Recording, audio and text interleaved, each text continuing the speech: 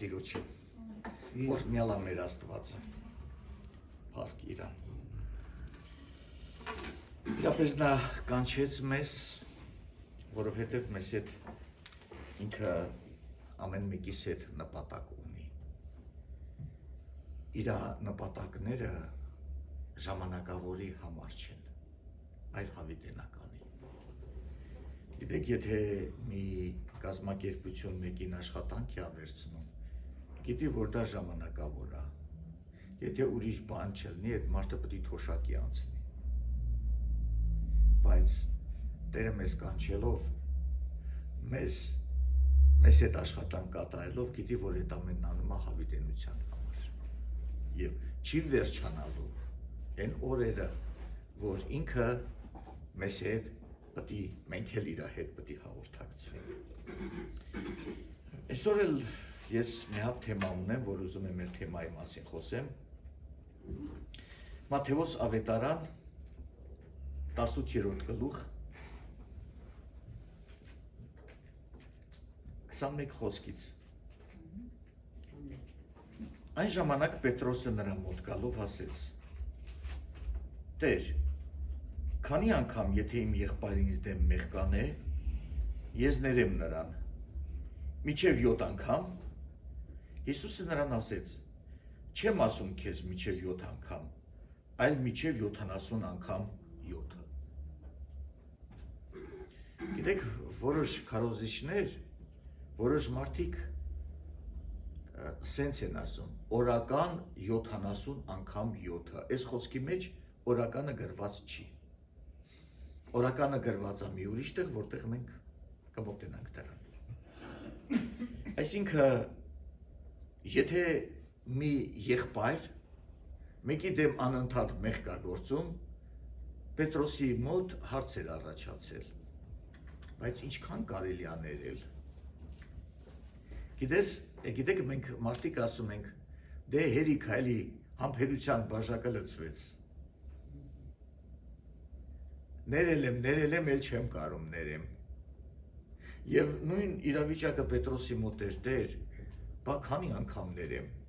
Ես չեմ ուզում անդրադառնանք հին ուխտին, երևի հին ուխտում գրված է, թե քանի անգամ պետք է ներես, իսկ Հիսուսը հարցը դրեց, բա որ այդ եղբայրը քեզ 8-րդ անգամ քո հանդեպ մեղանչի, ինչ կանես։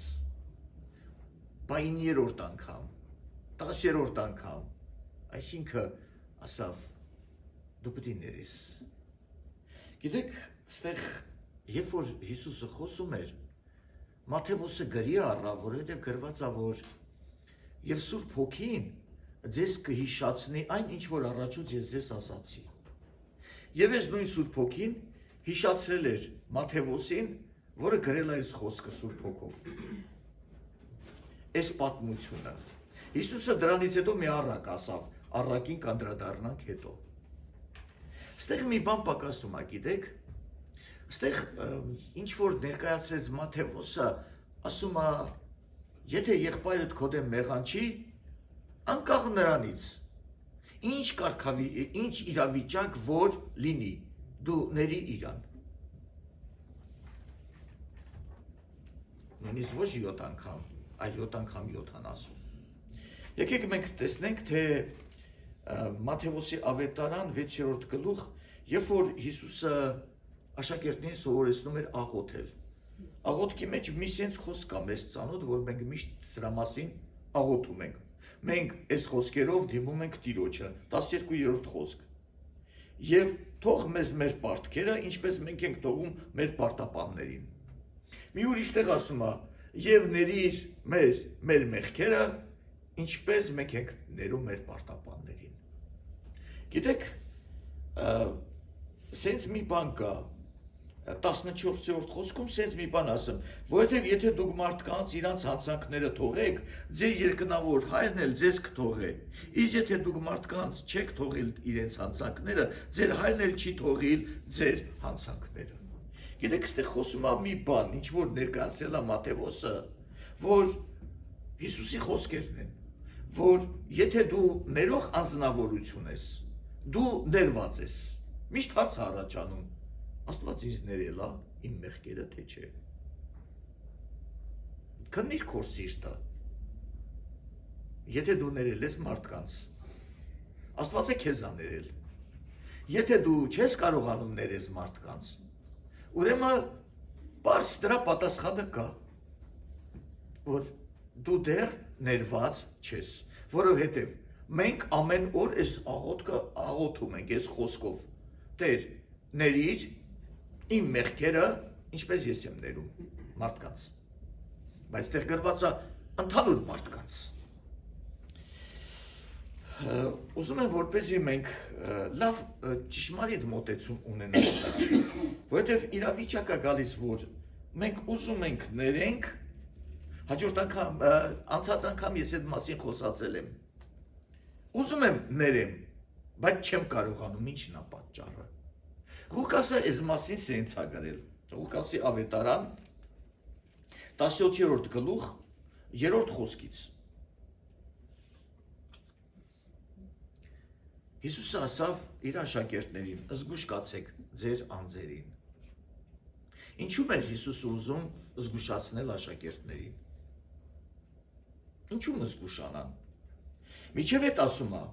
իր աշակերտներին, առաջի խոսքում, անկարելի է, որ գայթակղություններ չգան, բայց վայ նրան, որի ձեռով կգան։ Ինչ է գայթակղություն, գիտեք։ Գայթակղությունն է, որ մի բան տենաս, ու դրանից խռով ես, նեղանաս, ազդվես։ Ասում է, անկարելի են, որը տենց իրավիճակ քո մոտ չգա, սիրելի հոգի։ Դա մեկը գալու է, բայց ասում է զգուշ կացեք հետո,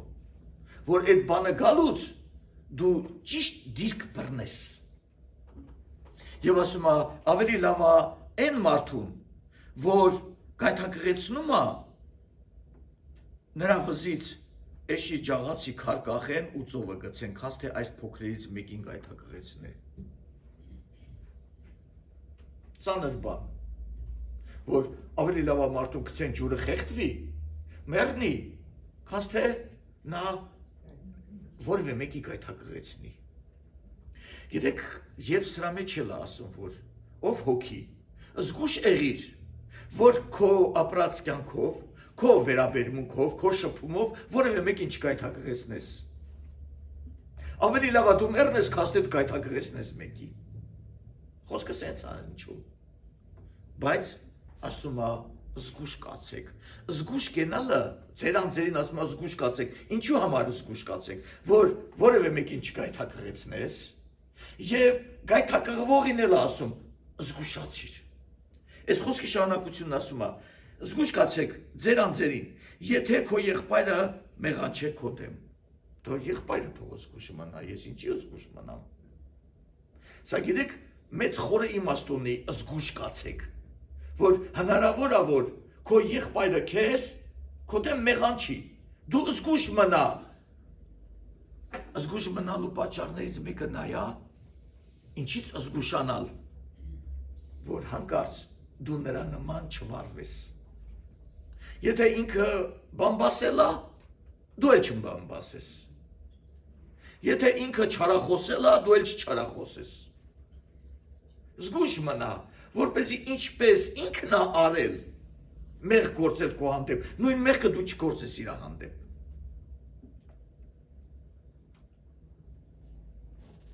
Այլ ինչ արա։ Ասում է, այլ գնա հանդիմանի։ Անցած հավաքույթին ես մի քիչ ներկայացրի, թե ինչ է նշանակում հանդիմանել։ Ոչ թե գնա մեղադրի,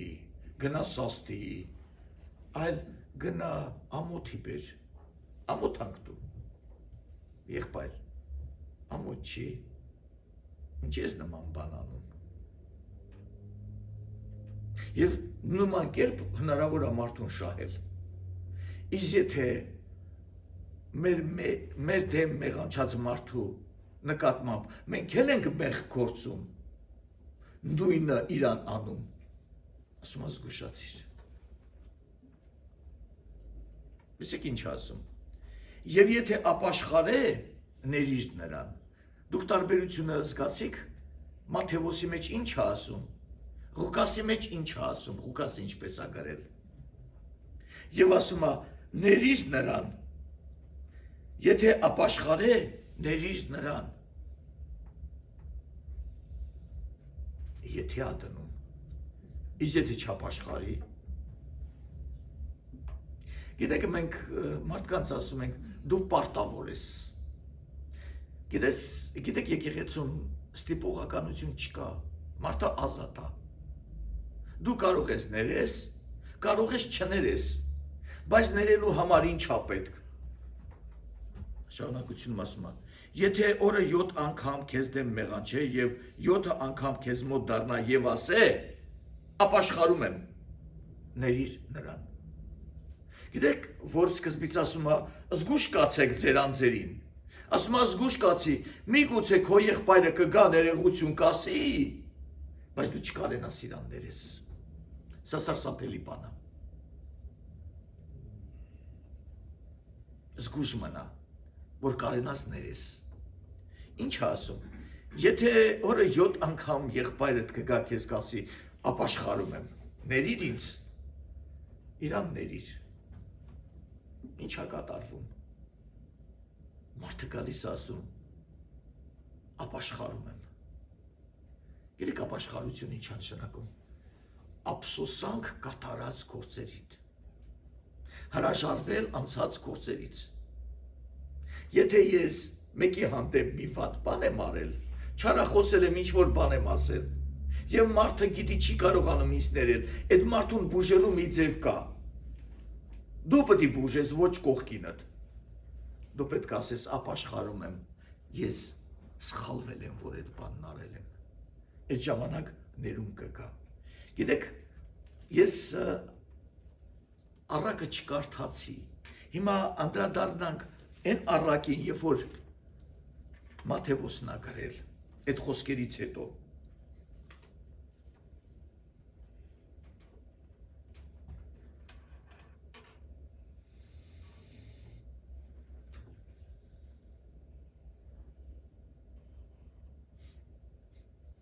Սրա համար երկնքի արքայությունը նմանեցավ մի թագավոր մարդու, որ ուզեց իր ծառաների հետ հաշիվ առնել, եւ երբ որ սկսեց հաշիվ տեսնել, նրա մոտ մեկը բերվեցավ 10,000 քանքար պարտական, բայց որովհետև չուներ վճարելու, նրա տերը հրամայեց, որ նա եւ նրա կինը, եւ նրա որդիքը, եւ ամեն ինչ որ ուներ ծախվի, եւ պարտքը վճարվի, եւ ծառան էլ երեսի վրա ընկնելով, երկրպագում էր նրան եւ ասում. Տեր, համբերիր ինձ համար, եւ բոլորը կհատուցանեմ քեզ։ Տերն էլ գտած այն ծառայի վրա, նրան արձակեց եւ պարտքն էլ շնորհեց նրան։ Գիտեք, այս առակի առաջի մասը, առակի առաջի մասում մի շատ կարևոր բան է նշում, որ ասավ, Տեր, ներիր ինձ, ներիր իմ պարտքը։ Ինչ կկատարվեր, եթե պարտք վերցրած անձնավորությունը գար պարտքատիրոջը ու ասեր, ես քեզ տալու բան չունեմ, ես քեզ ոչ մի բան չեմ տալու, չունեմ չեմ տալու, չեմ ուզում տամ, կամ կարող էր ներել պարտք տված անձնավորությունը, կարող էր այդ մարդուն ներել, բայց սա մոտեցավ ճշմարիտ ձևով, պարտք էր վերցրել, պետք է այդ պարտքը վճարեր, բայց չուներ որ վճարի, ասավ խնդրում եմ ինձ ներես, համբերես եւ պարտք տված անձնավորությունը ստեղ տալիս է որ ինքը թագավոր էր, ինքը տեսավ, գտած ու ներեց ու պարտքներ շնորհեց։ Առակի շարունակությունը մենք լավ գիտենք։ Այս անձնավորությունը դուրս է գալիս տեղից տեսնում իր ծառայակիցներից մեկին եւ ստիպում է որ պարտքը տա, բայց այս ծառայակիցը նույն ձևով խնդրում է, որ խնդրում եմ ներիր ինձ էլի, չունեմ, հենց ունենամ կտամ, բայց գումարը շատ քիչ ալնում։ Ասում է, սա սրան տարավ եւ մատնեց բանտ։ բան դնել դրավ, չկարողացավ ներել, երբ որ թագավորը իմացավ, իջեց իրեն եւ ասեց. «Չար ծառա,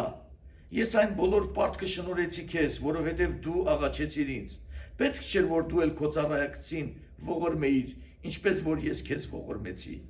Եվ նրա տերը բարկանալով նրան մատնեց դաշտին, միջև որ բոլոր պարտքը վճարե նրան։ Այսպես էլ իմ երկնավոր հայրը կանե ձեզ, եթե դուք ամեն մեկը իր եղբորը ձեր բոլոր սրտից չթողեք նրանց հանցանքները։ Այստեղ էլի խոսում է եղբայրական հարաբերությունների մասին, որ